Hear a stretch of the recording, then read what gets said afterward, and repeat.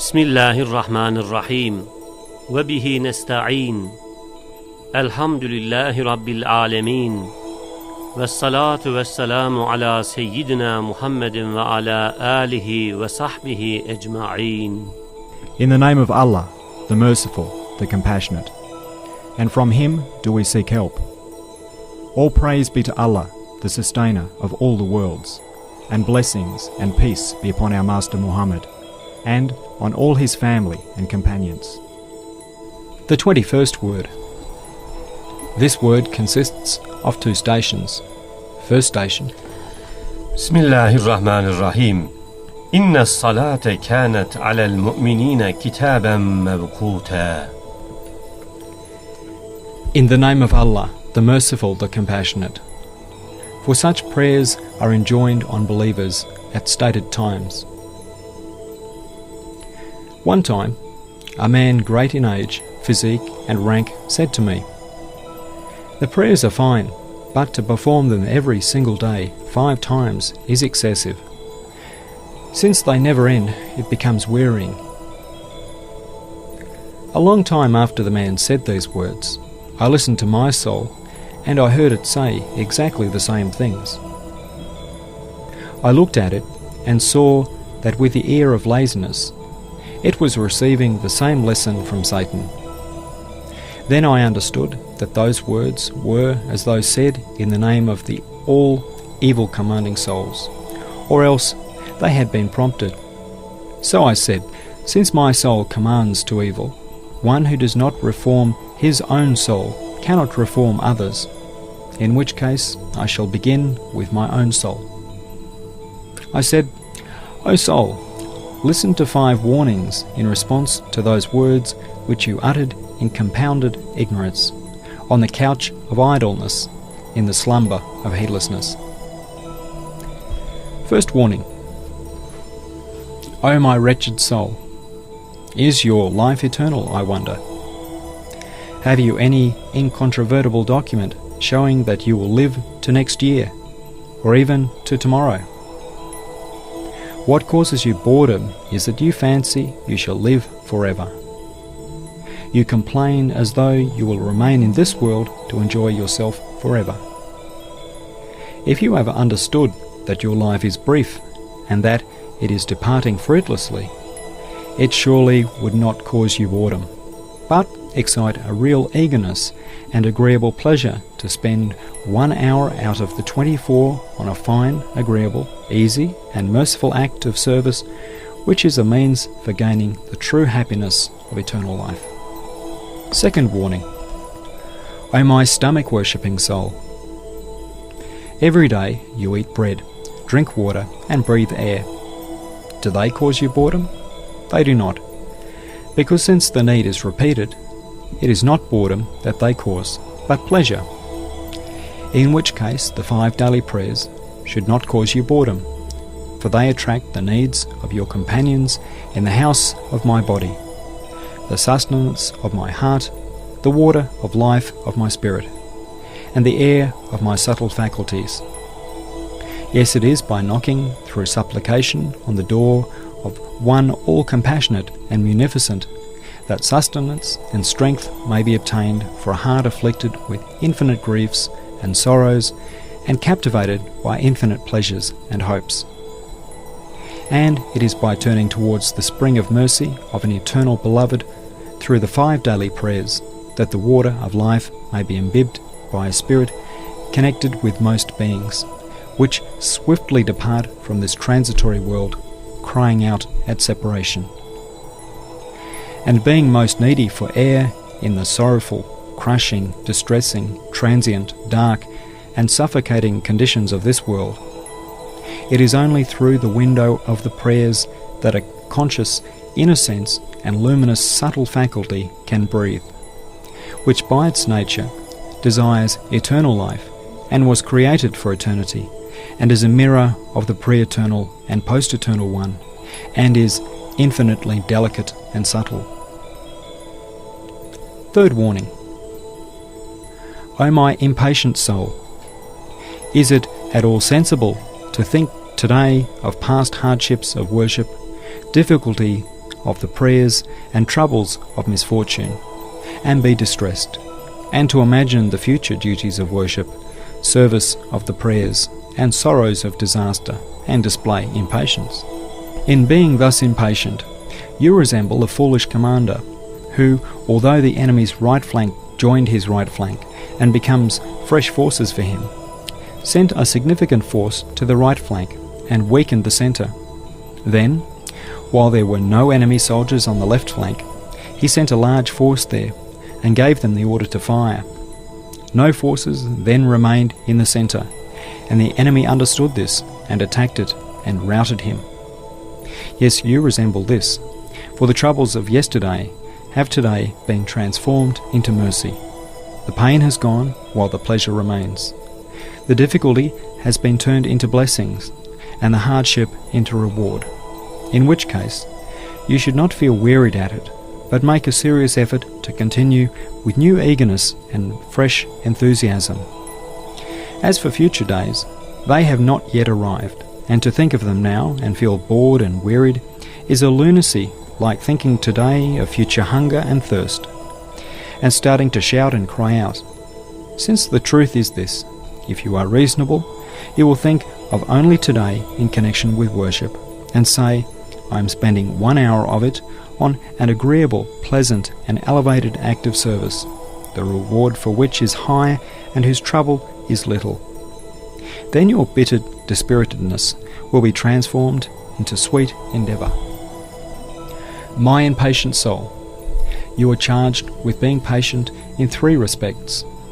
One is patience in worship, another is patience in refraining from sin, and a third is patience in the face of disaster.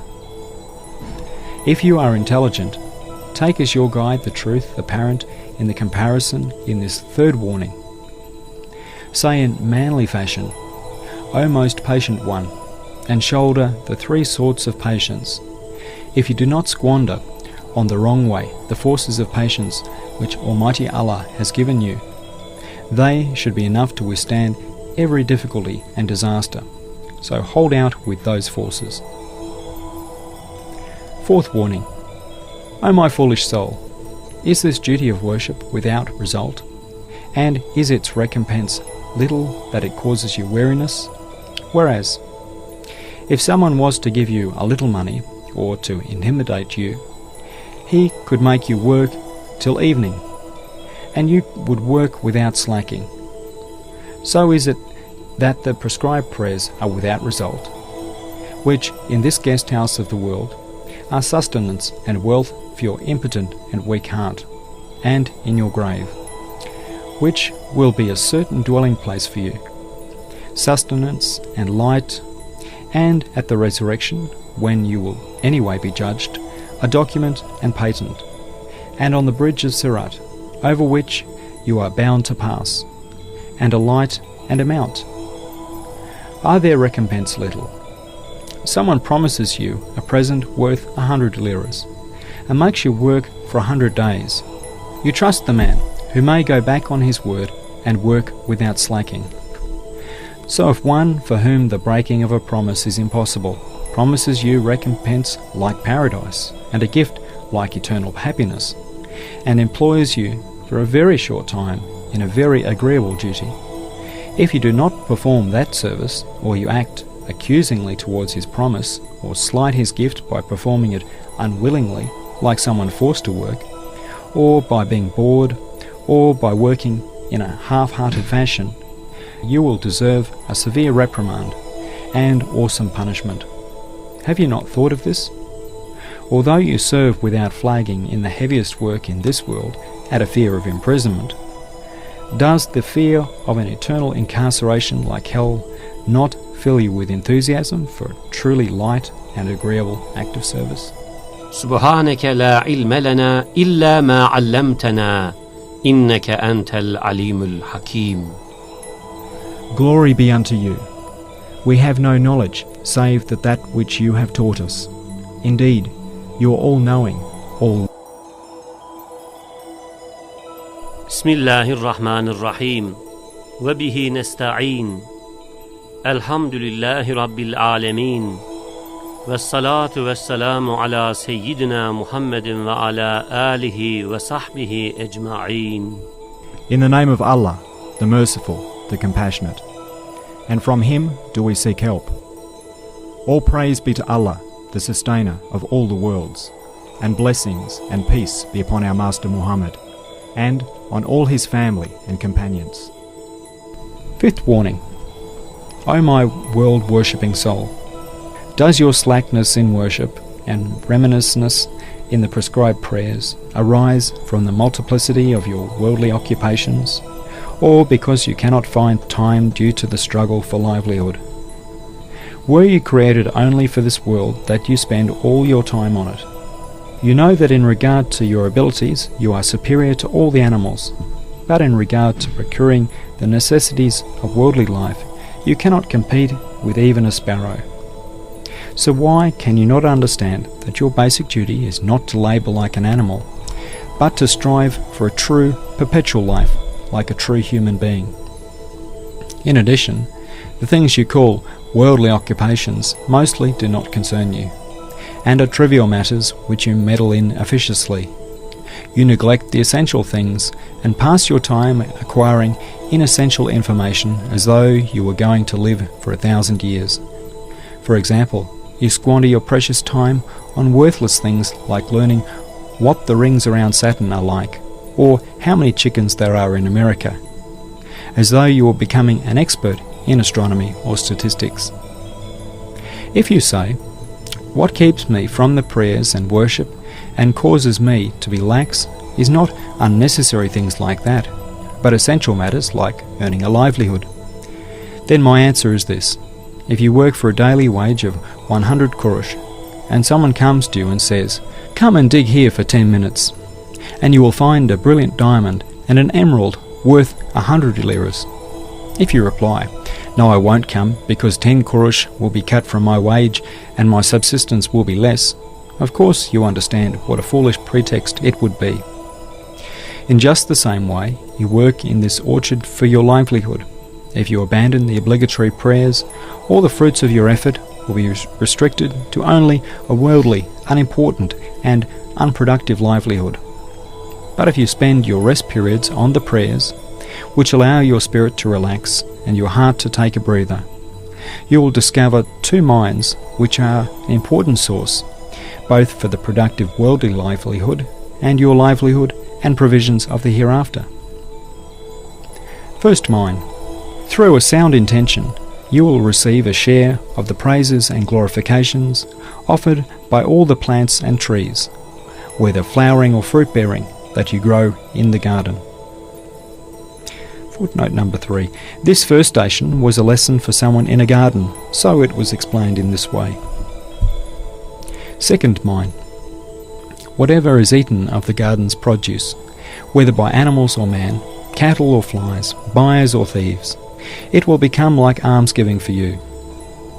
But on condition you work in the name of the true provider and within the bounds of what he permits, and see yourself as a distribution official giving his property to his creatures.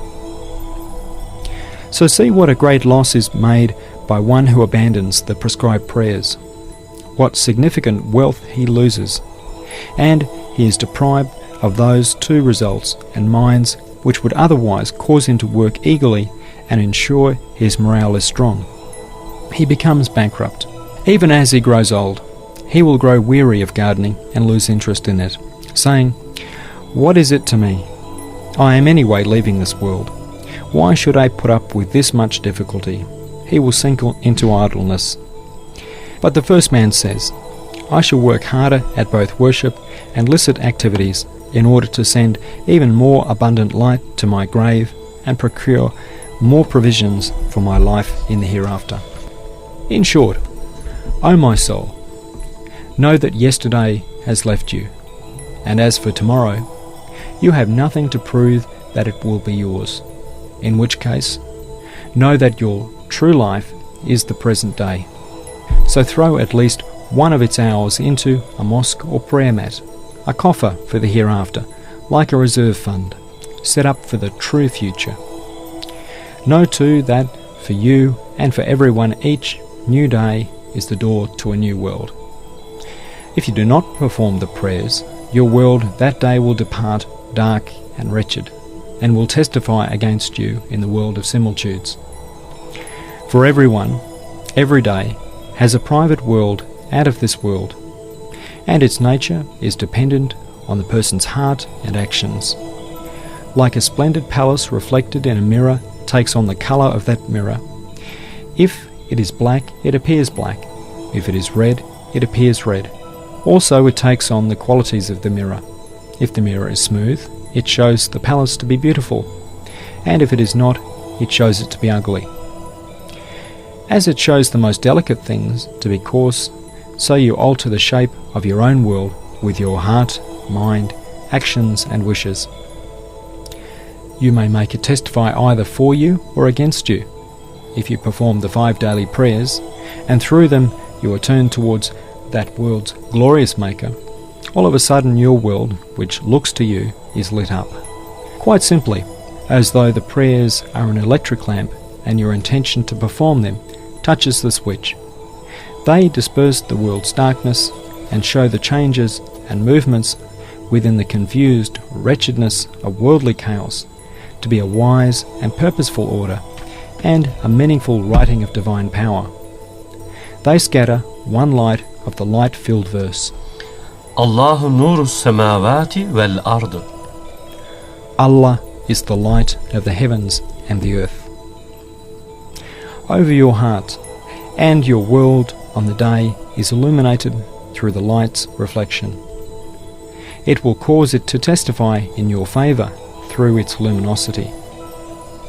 Beware, do not say, "What are my prayers in comparison with the reality of the prayers?" Because like the seed of a date palm describes the full-grown tree, your prayers describe your tree. The difference is only in the summary and details. Like the prayers of a great saint, the prayers of ordinary people like you or me, even if they are not aware of it, have a share of that light. There is a mystery in this truth, even if the conscious mind does not perceive it. But the unfolding and illumination differs according to the degrees of those performing them. However many stages and degrees there are, from the seed of a date palm to the mature tree, the degrees of the prayers and their stages are even more numerous. But the essence of that luminous truth is present in all the degrees. Allahümme salli ve sellim ala men kâle Es-salatu imadu'd-din ve ala alihi ve sahbihi ecma'in. O Allah, grant blessings and peace to the one who said, "The 5 daily prayers are the pillar of religion," and to all his family and companions. Subhaneke la ilme lena illa ma 'allamtana inneke entel alimul hakim. Glory be unto you. We have no knowledge save that which you have taught us. Indeed, you are all-knowing. Bismillahirrahmanirrahim. Ve bihi nesta'in. Elhamdülillahi Rabbil alemin. Vessalatu vesselamu ala seyyidina Muhammedin ve ala alihi ve sahbihi ecma'in. In the name of Allah, the Merciful, the Compassionate. And from Him do we seek help. All praise be to Allah, the Sustainer of all the worlds, and blessings and peace be upon our Master Muhammad, and on all his family and companions. The second station of the 21st word. This comprises 5 cures for 5 of the heart's wounds. Bismillahirrahmanirrahim. Rabbi a'udhu bika min hamazati shayatin ve a'udhu bika Rabbi en yahdurun. In the name of Allah, the Merciful, the Compassionate, and say, "O my Sustainer, I seek refuge with you from the suggestions of the evil ones. And I seek refuge with you, O my Sustainer, lest they should come near me." O one afflicted with the sickness of scruples, do you know what your scruples resemble? A calamity. The more importance they are given, the more they grow. If you give them no importance, they die away. If you see them as big, they grow bigger. If you see them as small, they grow smaller. If you fear them, they swell and make you ill. If you do not fear them, they are light and remain hidden. If you do not know their true nature, they persist and become established. While, if you do know them and recognize them, they disappear. And so, I shall explain only 5 aspects which, of the many sorts of these calamitous scruples, are those which most frequently occur. Perhaps it may be curative for you and for me, for these scruples are such that ignorance invites them and knowledge repulses them.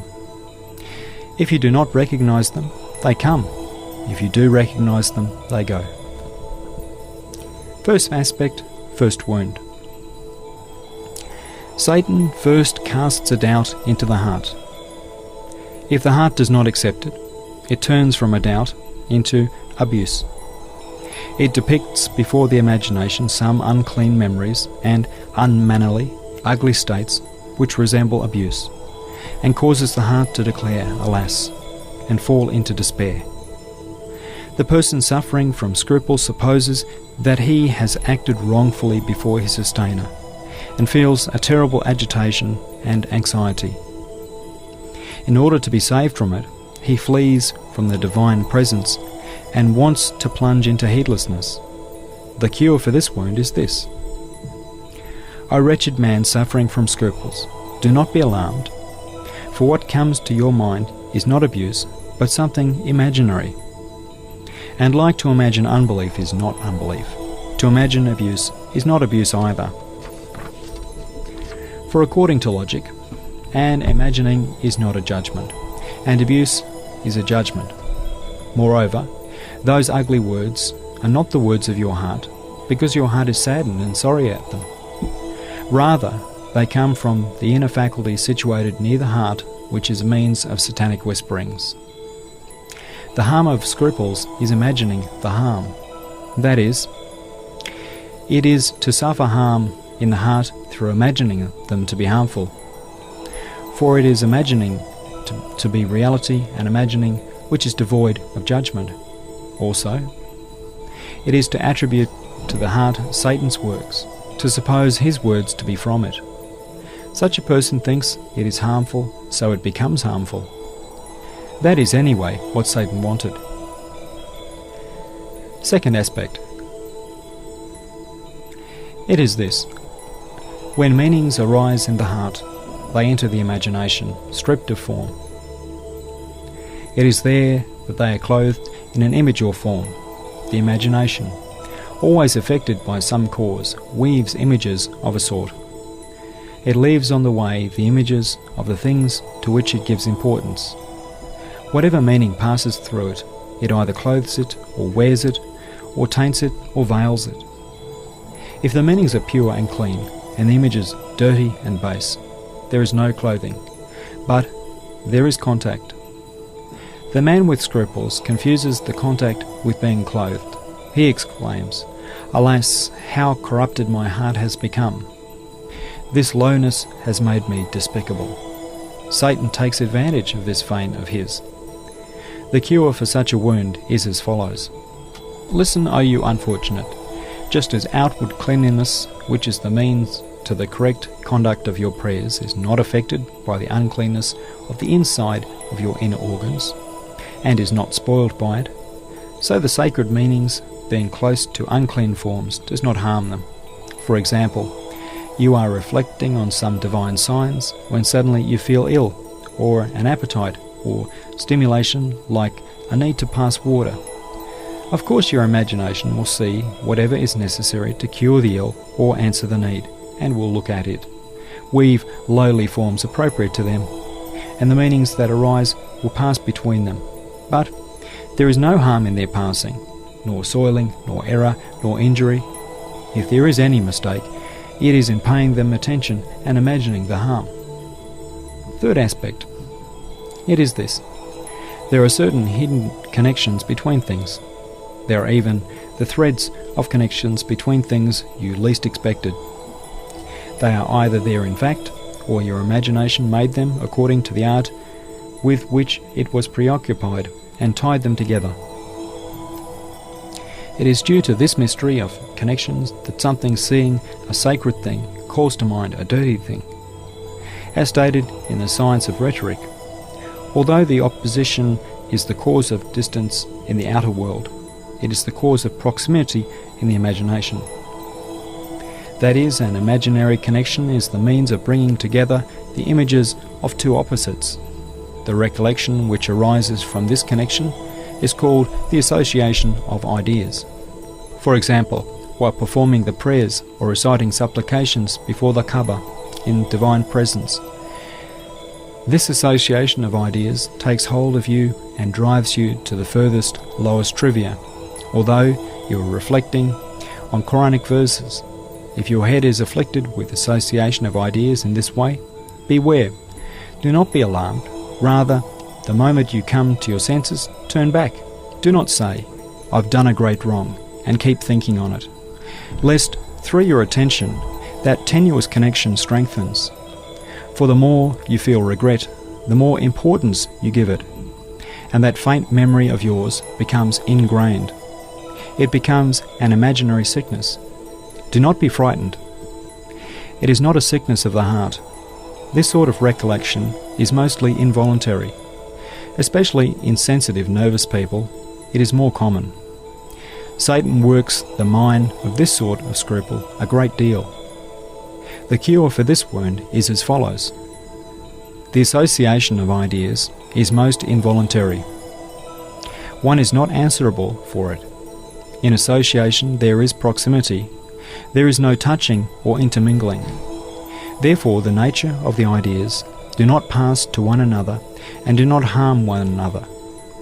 Just as Satan and the angel of inspiration, being in proximity to one another around the heart, and sinners and the pious, being close to one another in the same house, cause no harm, so too, if at the prompting of the association of ideas, dirty imaginings come and enter among clean thoughts, they cause no harm, unless it is intentional, or by imagining them to be harmful, one is over-occupied with them. And sometimes the heart becomes tired, and the mind occupies itself with anything it encounters in order to entertain itself.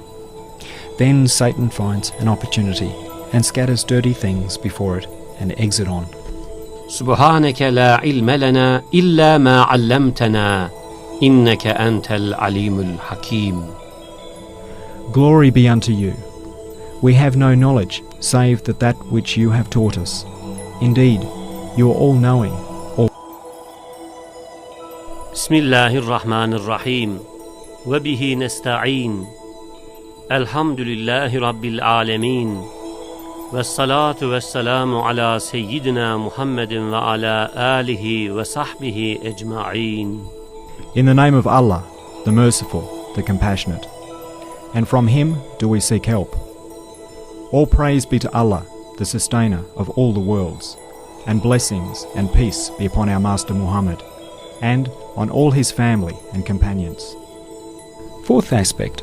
This is a scruple arising from searching for the best form of action.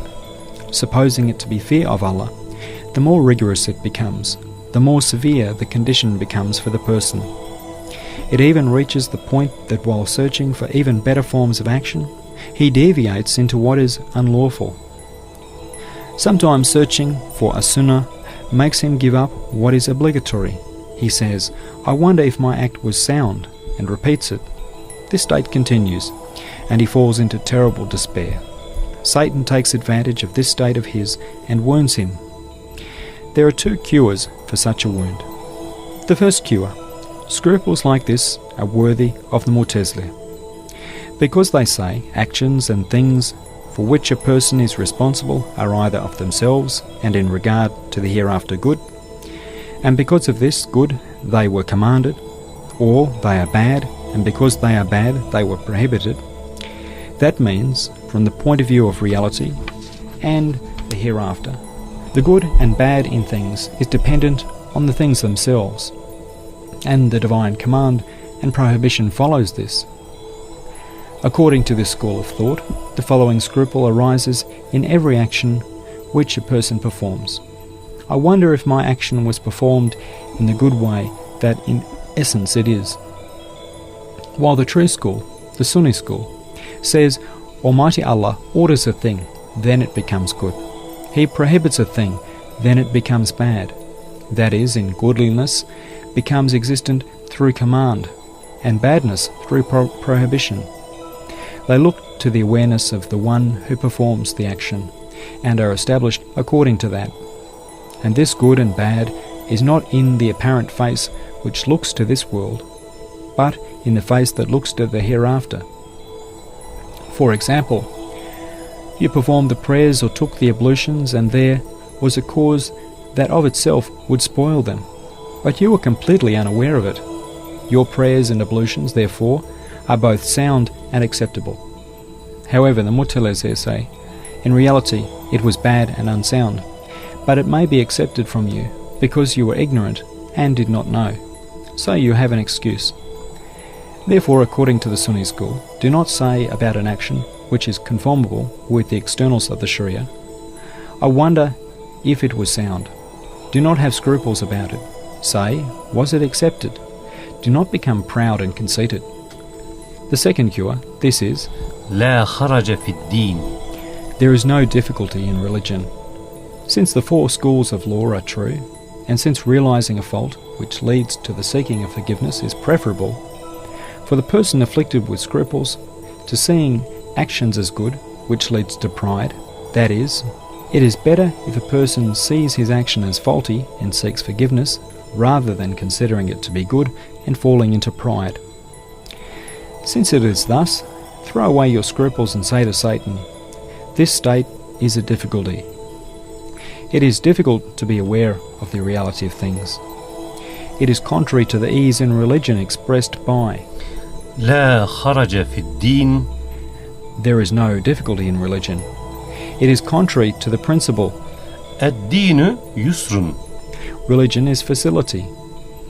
Certainly, such an action is conformable with a true school of law. That is enough for me, and at least by admitting my inability to perform the worship in a way worthy of it, it is a means of taking refuge with divine compassion through humbly beseeching forgiveness. And at least by admitting my inability to perform the worship in a way worthy of it, it is a means of taking refuge with divine compassion through humbly beseeching forgiveness, and to meekly supplicating that my faulty actions may be accepted. Fifth aspect. In matters of belief, what occurs to one in the form of doubts are scruples. The unhappy man suffering from scruples sometimes confuses conceptions in his mind with imaginings. That is, he imagines a doubt that has occurred to his imagination to be a doubt that has entered his mind, and supposes that his beliefs have been damaged. Sometimes he supposes a doubt he has imagined to have harmed his belief. Sometimes he supposes a doubt he has imagined to have been confirmed by his reason. Sometimes he supposes pondering over a matter related to unbelief to be unbelief. That is, he supposes to be contrary to belief he is exercising his ability to reflect in the form of understanding the causes of misguidance, and his ability to study and reason in impartial fashion. Then, taking affright at these suppositions, which result from the whisperings of Satan, he exclaims, Alas, my heart is corrupted and my belief spoiled. Since those states are mostly involuntary, he cannot put them to rights through his faculty of will.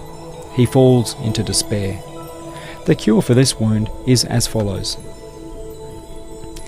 Just as imagining unbelief is not unbelief, neither is fancying unbelief unbelief. And just as imagining misguidance is not misguidance, so too reflecting on misguidance is not misguidance. For both imagining and fancying and supposing and reflecting are different from confirmation with the reason as submission of the heart. They are other than them. They are free to an extent. They do not listen to the faculty of will. They are not included among the obligations of religion.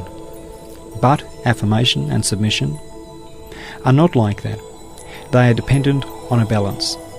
And just as imagining, fancying, supposing, and reflecting are not affirmation or submission, so they cannot be said to be doubt or hesitation. But if they are repeated unnecessarily and become established, then a sort of real doubt may be born of them. Also, continually taking the part of the opposing side, calling it unbiased reasoning, or being fair, reaches the point that the person involuntarily favours the opposing side. His taking the part of the truth, which is incumbent on him, is destroyed. He too falls into danger. A state of mind becomes fixed in his head, whereby he becomes an officious representative of Satan or the enemy. The most important of this sort of scruple is this: the person suffering from it confuses something that is actually possible with something which is reasonably possible. That is, if he sees something which is of itself possible, he imagines it to be reasonably possible and reasonably doubtful. Whereas one of the principles of theology, kalam, is that something which is of itself possible is not opposed to certain knowledge and does not contradict the demands of reason. For example, the Black Sea sinking into the earth at this moment is of itself possible, but we judge with certainty that the sea is in its place, and we know this without doubting it, and that possibility, which is actually possible, causes us no doubt and does not damage our certainty. And for example, of itself it is possible that the sun will not set today, or that it will not rise tomorrow.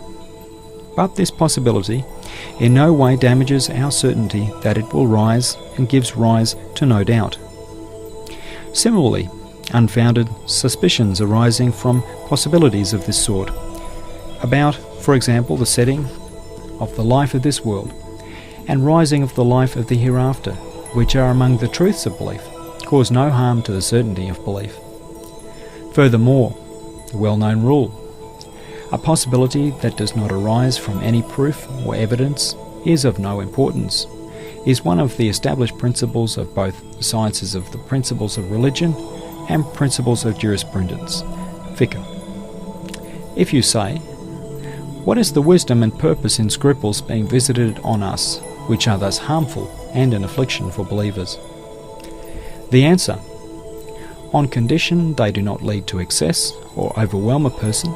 Essentially, scruples are the cause of vigilance, leading to seeking the best way and give rise to seriousness. They banish indifference and repulse carelessness. Therefore, in this realm of examination and arena of competition, the absolutely wise one put them in the hand of Satan as a whip of encouragement for us. He strikes it at our heads. If it hurts excessively, one must complain to the all-wise and compassionate one and say, أعوذ بالله من الشيطان الرجيم. I seek refuge with Allah from Satan, the accursed. سبحانك لا علم لنا إلا ما علمتنا إنك أنت العليم الحكيم. Glory be unto you. We have no knowledge save that which you have taught us. Indeed, you are all-knowing, all-wise.